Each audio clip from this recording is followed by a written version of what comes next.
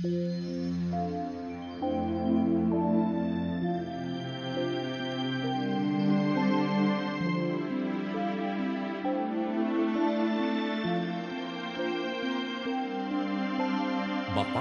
ang bumabasa at ang nangakikinig ng mga salita ng hula at tumutupad ng mga bagay na nangasusulat doon, sapagkat ang panahoy malapit na.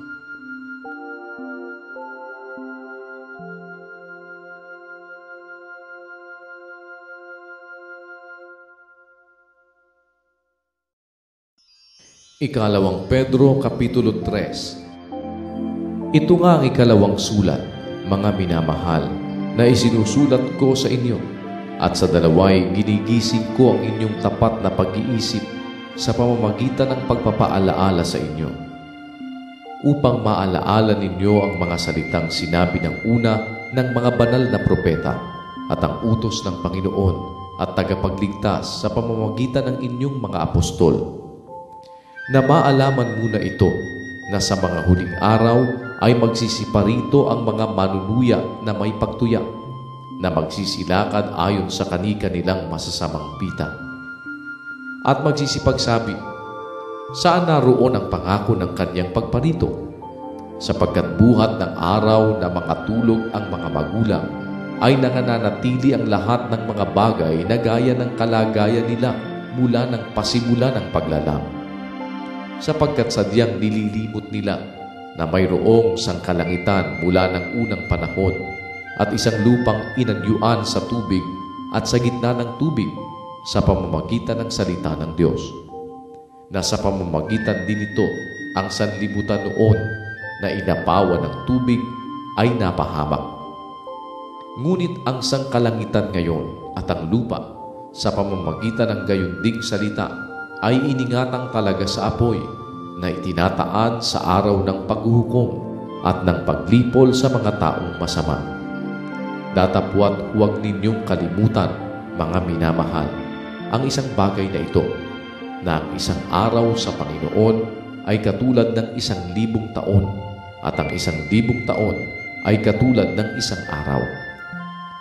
Hindi mapagpaliban ng Panginoon tungkol sa kanyang pangako, na gaya ng pagpapalibang ipinalalagay ng iba, kundi mapagpahinuhod sa inyo na hindi niya ibig na sinuman ay mapahamak, kundi ang lahat ay magsipagsisi.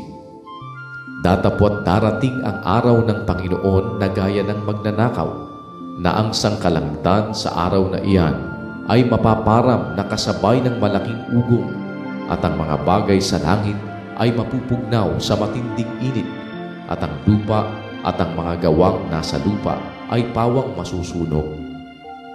Yamang ang lahat ng mga bagay na ito ay mapupugnaw ng ganito.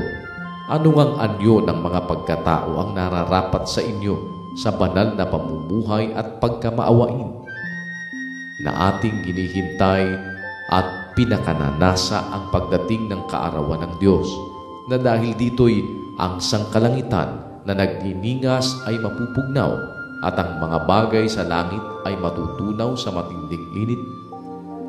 Ngunit ayon sa kanyang pangako ay naghihintay tayo ng bagong langit at ng bagong lupa na tinatahanan ng katuwiran.